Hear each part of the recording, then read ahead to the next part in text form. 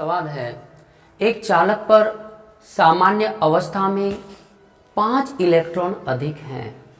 इसका मतलब है कि उस पर प्रोटॉन भी होंगे और इलेक्ट्रॉन भी होंगे। मान लीजिए मैं उदाहरण देता हूं, उस पर 10 प्रोटॉन हैं और 15 इलेक्ट्रॉन हैं।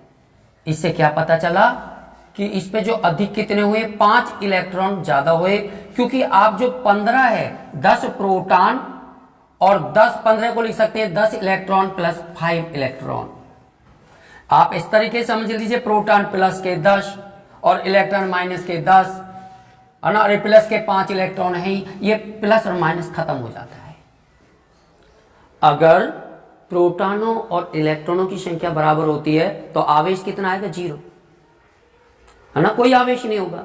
लेकिन सवाल कह रहा है 5 इलेक्ट्रॉन फालतू हैं, और इलेक्ट्रॉन फालतू का मतलब है कि वहां पर यानी उस चालक पर ऋणात्मक आवेश है।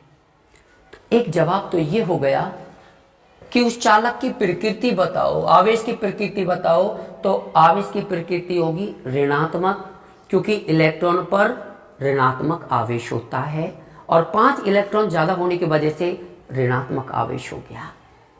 इसके बाद स्टूडेंट्स, मैं बताना चाहूंगा, आप लोगों को याद भी होना चाहिए कि एक इलेक्ट्रॉन पर 1.6 गुणा 10 पे घात -19 कूलाम आवेश होता है। लेकिन ये आवेश कैसे होता है, माइनस में।